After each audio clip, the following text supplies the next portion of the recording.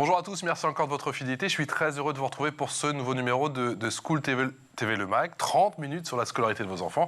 Et voici sans plus tarder le sommaire. On s'intéresse aujourd'hui au département de l'Essonne. Quelle politique éducative, quels investissements, quel plan d'action? Mathilde Wessels vous dit tout dans un instant. L'école publique dans une situation pour le moins inquiétante. La France en délicatesse avec les classements internationaux. Les mots sont-ils profonds? Comment redresser notre école en France? Quel rôle peut ou doit jouer le numérique? On verra ça dans un instant. Enfin, pour l'école comme pour d'autres secteurs, Emmanuel Macron fait de Marseille son laboratoire, des investissements pour rénover des établissements parfois délabrés, avec en toile de fond une autonomisation, prélude, pourquoi pas une privatisation qui ne dit pas son nom. Le sentiment de notre invité dans un instant. Et notre invité, je vous le présente, c'est Nicolas Dupont-Aignan. Bonjour. Bonjour à vous. Merci d'avoir accepté notre invitation. Vous êtes député de l'Essonne, présidente de Debout la France, ancien bien sûr candidat à la présidentielle. Tout va bien? Tout va bien. Jusqu'ici, tout va bien. C'est magnifique. C'est parti pour la loupe. La loupe de Mathilde Wessels. Bonjour Mathilde. Bonjour. En quelques chiffres, ça représente quoi l'éducation dans le département de l'Essonne? Alors pour vous donner une petite idée, en septembre dernier, ce sont tout de même 65 000 élèves qui ont fait leur rentrée dans les collèges de l'Essonne. Le département consacre plus de 100 millions d'euros par an à sa politique éducative. 60 millions d'euros ont été consacrés aux travaux cette année, notamment dans la rénovation énergétique. On est en plein dans le sujet. Tous les collégiens bénéficient d'une aide au transport. Le département de l'Essonne prend en charge 50% de la carte imaginaire. Ça coûte plus de 7 millions d'euros. Mathilde, que représente le numérique? Afin de pallier les inégalités sociales depuis 2020, tous les enseignants et les élèves de 6e reçoivent, lorsqu'ils rentrent au collège, un ordinateur. Alors ça représente 33 000 appareils distribués, 25 000 nouveaux PC seront de nouveau déployés. Évidemment, ça a un coût, 8 millions d'euros. De nombreux matériels informatiques ont également été installés dans les établissements, comme des vidéoprojecteurs, mais aussi des bornes Wi-Fi. Les élèves ont également accès à une bibliothèque numérique, dont le but est d'améliorer l'accès à la lecture pour tous. Comment cela se passe dans les cantines? Est-ce que les producteurs locaux sont mis à l'honneur? Oui, justement, 95% des plats servis dans les cuisines sont élaborés par les agents départementaux. Il y a un partenariat avec les producteurs locaux. Ça permet évidemment aux enfants de manger local et de meilleure qualité. Ça représente tout de même 75% des achats. Tu nous parles aussi de Aude 91 qui tend à valoriser le département de l'Essonne aux yeux des élèves. Oui, tout à fait. ODE, offre de découverte et éducative qui a été mis en place depuis 2016. Le conseil départemental propose aux enseignants un catalogue d'actions conforme à la nouvelle réforme des collèges afin de les accompagner dans la mise en œuvre de leurs projets pédagogiques.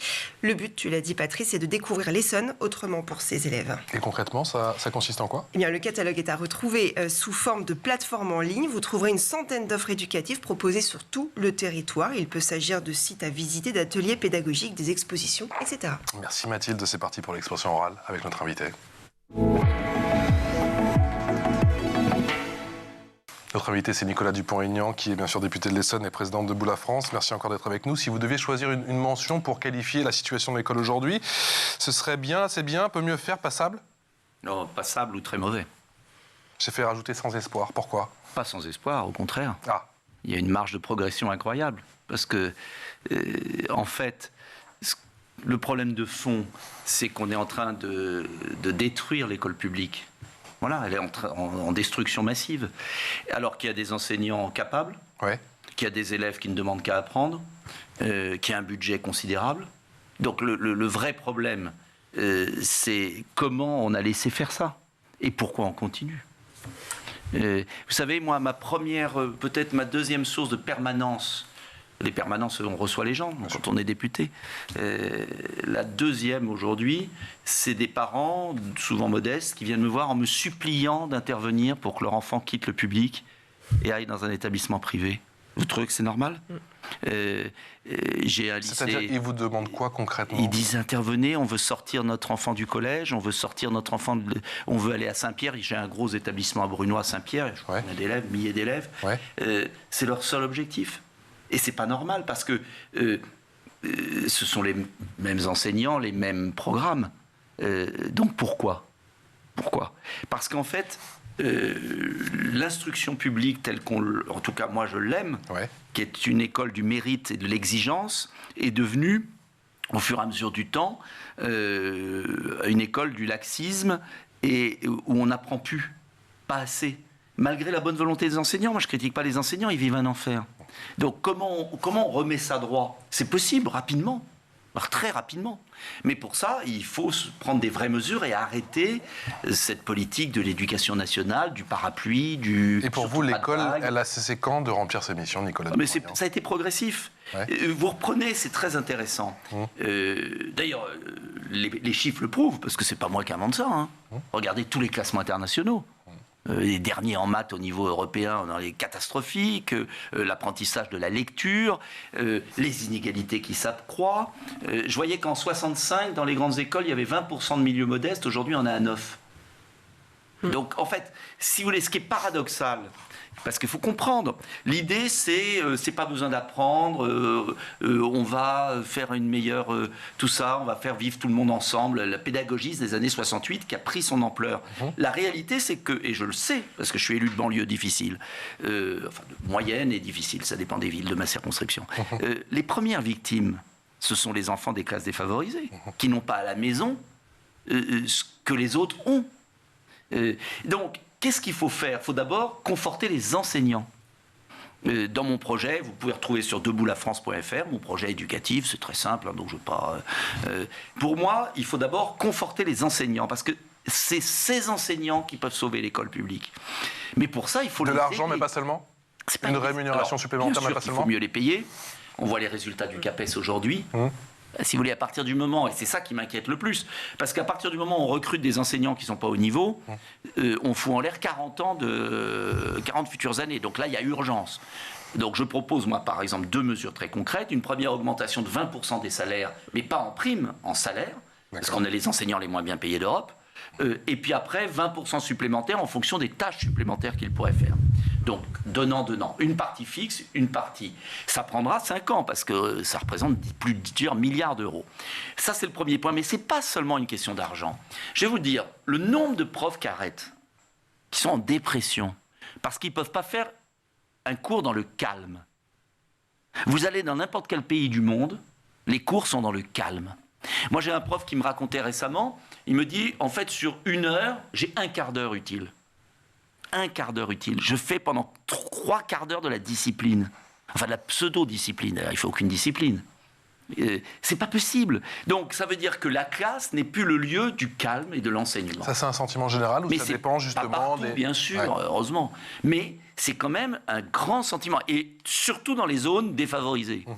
Donc, le premier objectif, c'est de conforter les profs sur le plan des salaires, mais pas seulement. Sur le plan de la considération, du respect. Mais pour ça, il faut arrêter avec la politique qui veut que quand il y a un élève provocateur, un élève indiscipliné, un élève menaçant, un élève ignare, le seul boulot aujourd'hui de la structure éducation nationale, proviseur, principaux adjoints, c'est pas de vague, vous le laissez. Oui.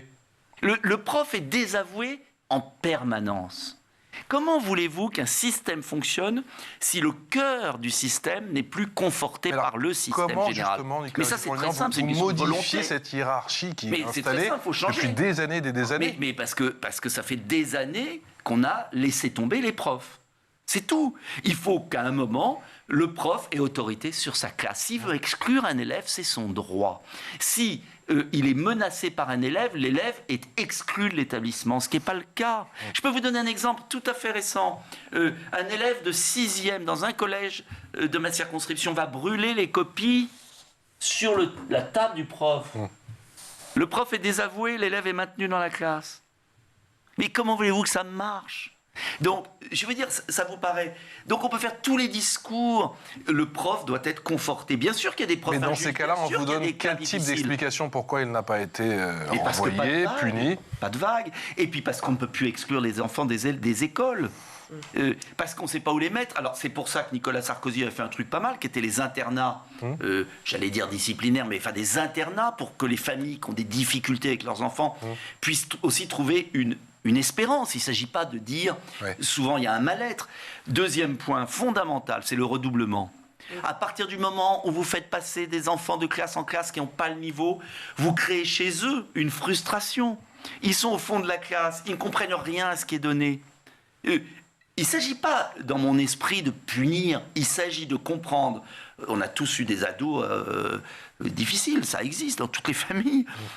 C'est pas en leur tapant dessus, c'est en essayant de comprendre le mal-être, en essayant de lui donner une autre voie, mais c'est pas en le mettant au fond de la classe pendant des années alors qu'il n'a pas les bases.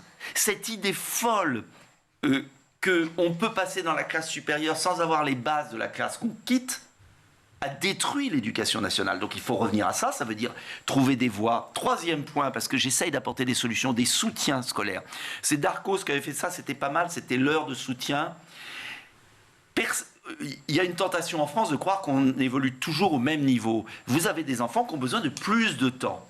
Et il faut trouver des voies et moyens d'avoir 1 heure de soutien en parallèle pour l'enfant qui apprend plus lentement. Mais on ne peut pas continuer à faire passer des enfants. Voilà. Et puis augmenter le nombre d'heures de français. La dictée, c'est une bonne idée ou pas? Oui, bien sûr. Mais j'ai recroisé une prof, tiens, dans la rue, dans ma ville. Ouais, c'est utile d'être élu local parce qu'on se balade. J'allais acheter mon sandwich. Je croise une prof. Elle vient me voir en me disant, monsieur, je suis pas de votre bord, mais vous avez raison. Je dis, ah. Elle me dit, je suis prof de français. J'ai assisté en 20 ans à la division par 2 du nombre d'heures d'apprentissage du français.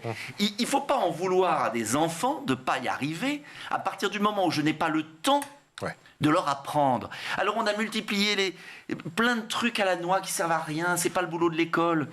Et on a oublié l'essentiel, la lecture, le texte. Le texte, c'est l'apprentissage de la vie en commun, de l'expression de ses sentiments. S'ils ne le maîtrisent pas, ils sont foutus. Donc voilà, et elle me disait, je n'ai pas les heures suffisantes. Alors on peut rétablir la dictée, très bien.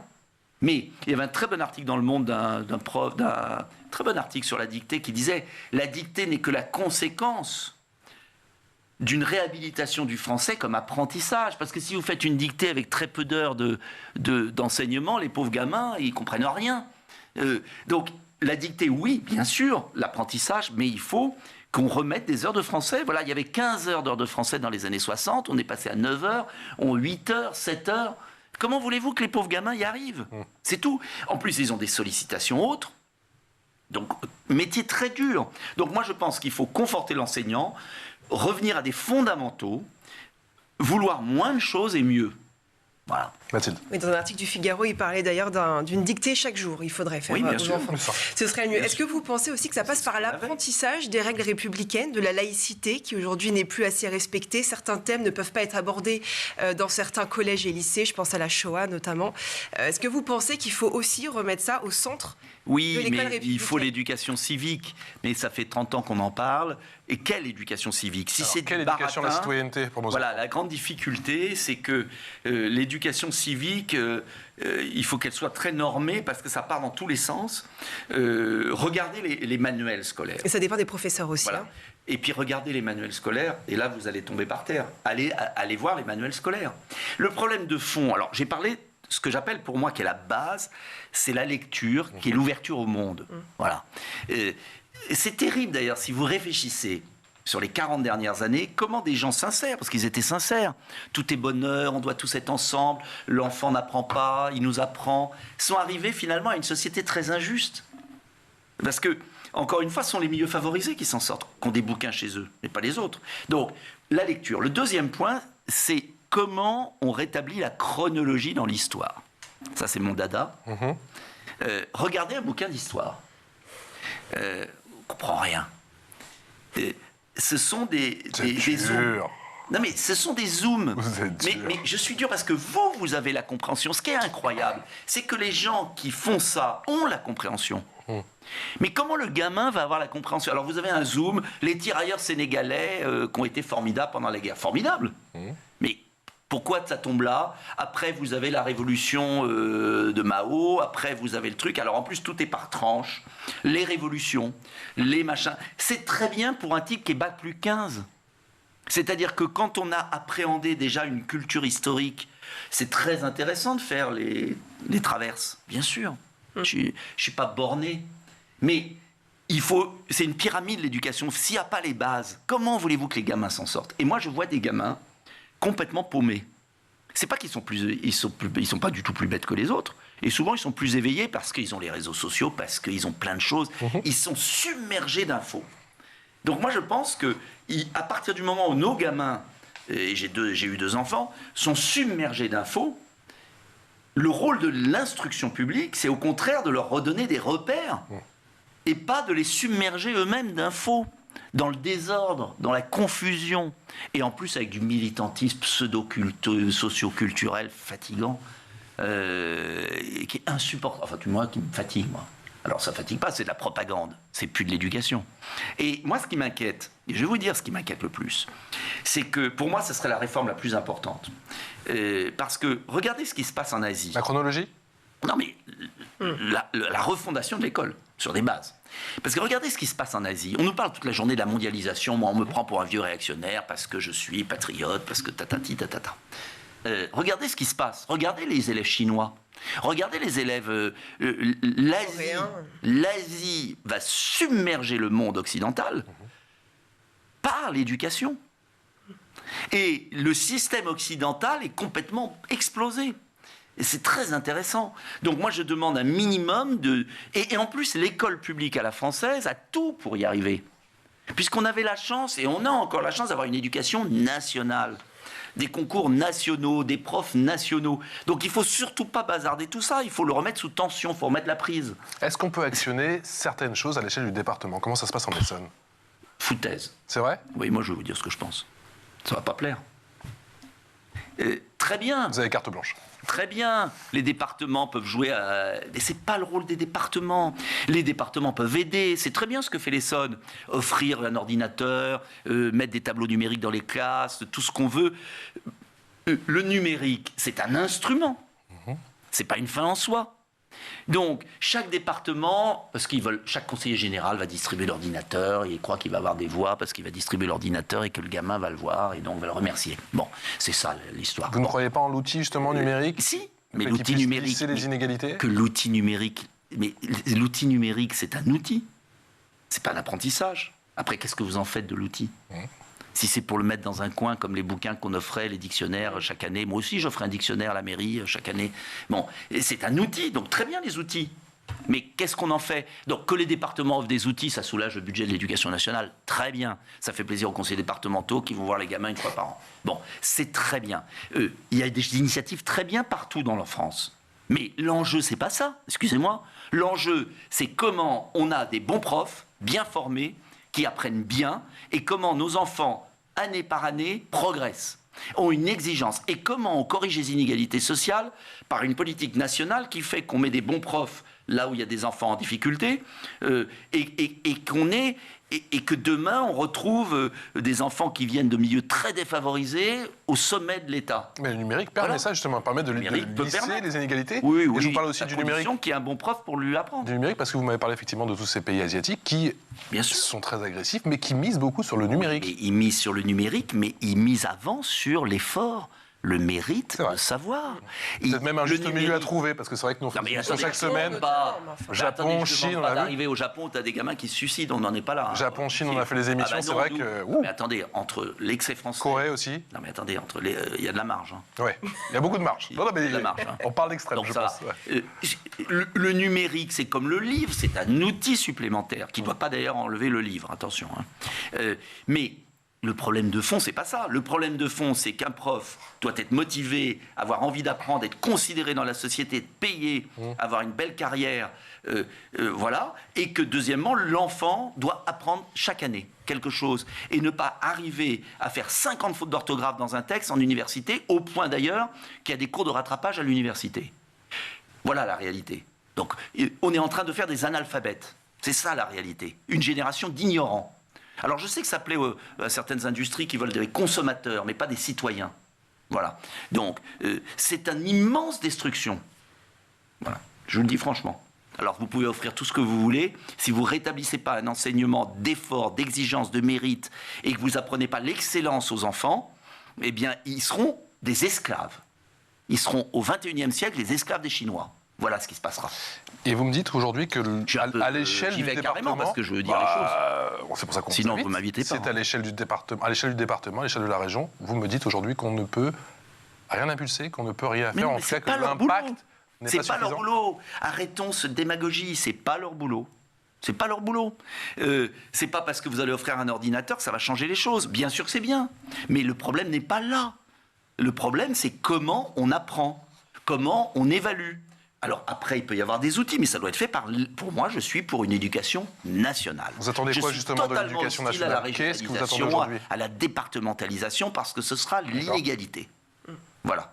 Les régions riches auront de l'argent, les départements pauvres n'en auront pas. Je suis hostile totalement à ça. Je suis pour une éducation nationale. Qu'attendez-vous aujourd'hui de l'éducation nationale? De remettre l'école républicaine, de la rebrancher. Que dites-vous à Pape Ndiaye?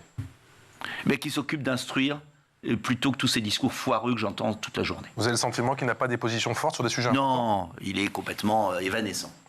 Voilà, il devrait partir le plus vite possible et on devrait le remplacer le plus vite possible. Pourquoi? Qui est le... Vous avez le sentiment qu'il est... que c'est Emmanuel Macron, Brigitte Macron, qui dicte la politique de l'éducation nationale? Macron, c'est que... Et encore, je trouve qu'elle a plutôt de bonnes idées là-dessus, d'après ce que j'entends. Mais elle est pas ministre. Elle a l'air de comprendre qu'il faut peut-être apprendre à lire à nos enfants. Voilà. Sur ça? Sur l'uniforme aussi, vous allez me dire? L'uniforme, c'est pas ma tasse de thé. Je vais vous dire, je pense que c'est un faux débat. Ouais. L'uniforme, je vais vous dire pourquoi. Il est vu en tout cas ce débat. Non, mais parce que l'uniforme, si vous voulez, l'uniforme, c'est une sorte de nostalgie de l'école, et encore, il n'y a jamais eu vraiment d'uniforme. En fait, c'est la flamme de l'apprentissage qu'il faut restaurer. C'est la flamme. C'est donner envie d'apprendre. Et c'est pas parce que vous allez mettre un uniforme aux enfants que vous allez leur donner envie d'apprendre. Alors peut-être pourquoi pas. Moi je suis pour que chaque établissement décide et que si les établissements ont envie de mettre un t-shirt... Concrètement, il n'y a pas besoin d'une loi. Pour moi, c'est pas la priorité. La priorité, c'est même une diversion. On amuse les gens avec l'uniforme, mais on oublie qu'il faut augmenter le nombre d'heures d'apprentissage du français, qu'il faut conforter nos enseignants, qu'il faut les payer. Déjà, et qu'il y ait le calme dans les classes. Vous faites ça déjà Voilà. Et que vous ne recrutez pas des enseignants qu'on cate au CAPES. Et vous ne recrutez pas les enseignants sur petites annonces. Voilà. Est-ce que le président de la République, d'après vous, Nicolas Dupont-Aignan, a l'envie de privatiser l'école? Oui, il est dans une stratégie de destruction de l'école publique. C'est quoi de ce laboratoire qu'il est en train de faire justement du pipeau intégral. Pourquoi? Parce qu'il ne va pas à l'essentiel. Il amuse la galerie. Il amuse la galerie, on ne traite pas la cause. Voilà. Et à terme, si on ne traite pas la cause, ça fera comme l'hôpital. C'est-à-dire que, bien évidemment, les gens, je vous le disais, comment se fait-il que des gens des quartiers populaires chez moi, d'origine étrangère, une mère de famille, me supplie, elle me dit « Père, monsieur, obtenez-moi une place dans cette école privée. » Pourquoi? C'est le même programme, c'est les mêmes enseignants. Je vais vous dire pourquoi. Parce qu'à chaque étage de niveau, il y a un surveillant général qui fait que les élèves arrivent à l'heure, qui surveille leur cahier de correspondance, qui fait le suivi et qui est en plus, et qui est dans la mentalité, c'est pas une question seulement d'argent. Il y a, par exemple, c'est très intéressant, il y a les 6e, les 5e, les 4e, les 3e. Il y a quoi en gros comme moyen supplémentaire? Allez, je dirais qu'il y a 4 agents. Donc c'est pas tant un problème d'argent. Tiens, le département, c'est là-dessus où vous pourrez aider. C'est-à-dire mettre des surveillants généraux, des surveillants, des psychologues, tout ce qui est hors enseignant. Moi, je vais vous raconter une anecdote. J'ai été chef de cabinet de François Bayrou à l'Éducation nationale avant d'être élu. J'étais tout jeune. Un jour, et je m'occupais de la politique de la ville, déjà des banlieues. Et j'étais tout jeune et je fais une note à Bayrou et je lui dis « Urgence, la médecine scolaire est en train d'être détruite, les psychologues, etc., les surveillants, il y a des cours, urgence d'obtenir des arbitrages. » Il part négocier avec le ministre du Budget, il revient dans mon bureau, il me dit « Nicolas, c'est super, j'ai obtenu satisfaction. » J'ai dit « Ah bon, vous avez eu quoi ?» Il me dit « J'ai eu 200 profs de philo supplémentaires, c'est génial. » Et je lui dis « Et mes infirmières et mes surveillants ?»« Ah, je vais lâcher là-dessus parce que c'est quand même pas l'essentiel. » Et tous les ministres ont lâché. Pourquoi l'école privée attire? Les enseignants, c'est le même enseignement, il y a beaucoup à redire et tout, c'est pas le problème. C'est parce qu'il y a un encadrement qui permet d'aider les élèves. Un enfant a besoin d'être épaulé, aidé, accompagné. Et le nombre d'élèves par classe, j'imagine aussi, qui est sensiblement... Alors, oui et non. Inférieur, entre non nous. Plus maintenant? Non, oui et non, parce que oui, bien sûr que la mesure d'Arcos est là, qui a été faite par le gouvernement. C'est la seule bonne chose que je trouve qu'ils ont faite. C'est-à-dire qu'en CP, de dédoubler les CP. Ça, c'est une très bonne mesure parce que dédoubler un CP en petite classe pour apprendre à lire, etc., c'est très bien. Ça a l'air de fonctionner. Mais vous ne pourrez pas dédoubler toutes les classes. Donc, le problème de fond, c'est qu'à un moment, il faut qu'il y ait une autorité. Par exemple, il y a un truc très symbolique. Moi, j'ai été visiter des classes, c'est marrant. Alors, on va vous faire le grand cinéma, les classes. Ah oui, les carrés. Vous voyez, vous avez les tables en carré où ils sont face à face. Et alors, je dis à une prof, tiens, pourquoi vous avez mis les tables comme ça? Ah ben, c'est bien, ils discutent entre eux. Moi, je ne suis qu'animateur. Bon, je ne suis qu'animateur. J'avais envie de lui dire, basta, quoi. Alors, t'es animatrice. Alors, je voyais les tables, les gamins discutaient entre eux, rigolaient, faisaient des dessins. Et elle passait de table en table. Alors, est-ce que tu vas y arriver? Bon, excusez-moi, je suis désolé. Non, moi, je veux la classe, tac, tac, tac. Et un prof qui apprend. Et des élèves qui écoutent. Après, ils ont tout le temps à la cour de récréation, ils ont plein d'activités. Ils passent leur vie à faire des activités périscolaires. Ils sont très éveillés, nos gamins. Ils n'ont pas de problème d'éveil. Ils sont éveillés. Je peux vous dire qu'ils sont éveillés, nos gamins. En fait, c'est marrant d'ailleurs, c'est que je pense que les ministres de l'Éducation nationale, ils n'écoutaient pas leurs gamins ou ils n'élevaient pas leurs gamins, je ne sais pas. Mais nos gamins sont éveillés. Il n'y a aucun problème. Ils ont besoin de structure. Vous parliez d'idéologie tout à l'heure. Est-ce que vous ne pensez pas, si j'ose cette expression, Oui. que les associations sclérosent aussi l'école? Moi, j'ai ma belle-fille qui est à Condorcet, par exemple, et elle manque des heures de cours pour des heures de SOS, très bien, hein, SOS, racisme, etc. Tout. Mais les associations, est-ce que vous pensez aussi que c'est un problème dans l'éducation nationale qui viennent faire des... Mais oui. L'éducation nationale crève. Vous savez, il n'y a qu'un litre, hein. Et puis même le gamin, il a une capacité d'absorption limitée. Donc on le surcharge de plein de trucs parce qu'en fait, les adultes projettent leurs fantasmes sur l'école. Et à force, ça détruit l'école. C'est tout. D'ailleurs, pourquoi il y a tant de trucs privés? D'ailleurs, le grand paradoxe, alors je vais être très provocateur. Bon, je suis très content que les enseignants aillent chez X ou Y pour compléter leur salaire. Mais enfin, c'est quand même extravagant que pour apprendre à lire, on est obligé d'envoyer son gamin dans une école privée qui recrute des enseignants le soir pour leur donner un complément de salaire. Moi, j'ai des parents qui se saignent pour ça. J'ai une dame que je connais, qui est militante dans mon parti, et qui, pour aider ses fins de mois, vous voyez, est en pré-retraite, ne trouve pas de travail. Elle aimerait travailler jusqu'à 70 ans même, mais elle ne trouve rien.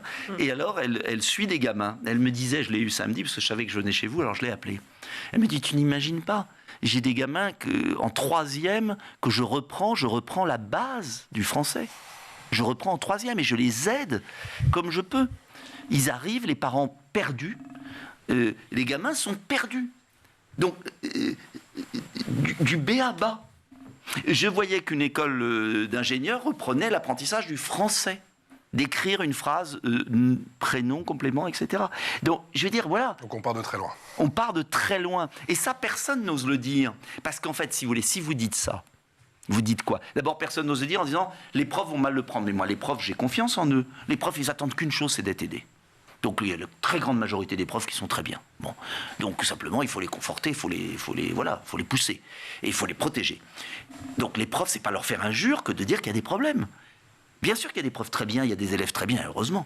Bon, et puis ensuite, personne n'ose le dire parce que ça veut dire qu'on inquiète les parents. Mais les parents, ils sont pas idiots, ils voient bien qu'il y a un problème. Donc ils ont des stratégies d'évitement. Nicolas Dupont-Aignan, si vous vous représentez en 2027, l'école sera au centre de votre projet. Bon, ça a toujours été au centre, alors je ne sais pas si je me représenterai, mais un peu plus. J'aimerais tant qu'on en parle plus. Parce que paradoxalement, on en parle très peu dans le débat public, très peu. Et alors que c'est peut-être la chose la plus importante pour l'avenir de la France. Pour notre industrie, pour notre équilibre, pour notre épanouissement, pour aussi la concorde nationale.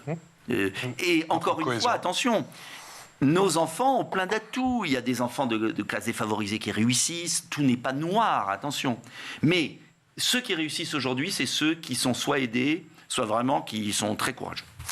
Merci beaucoup, Nicolas Dupont-Aignan, d'être venu aujourd'hui dans School TV. C'est passé très très vite, effectivement, cette petite demi-heure très, très informative. Merci encore. On espère vous revoir très bientôt pour faire un bon point courage d'étape, pour votre action. Merci beaucoup, notamment pour ce qui se fait dans le département Et si vous appeliez School TV, École TV, ce serait très bien. Je savais que vous nous diriez ça. Voilà, je dirais ça. À nos patrons, c'est School avec un cul. Mais bon, il y a toute une histoire, ils vont vous le raconter justement en coulisses. Excellente journée entre compagnie et à demain.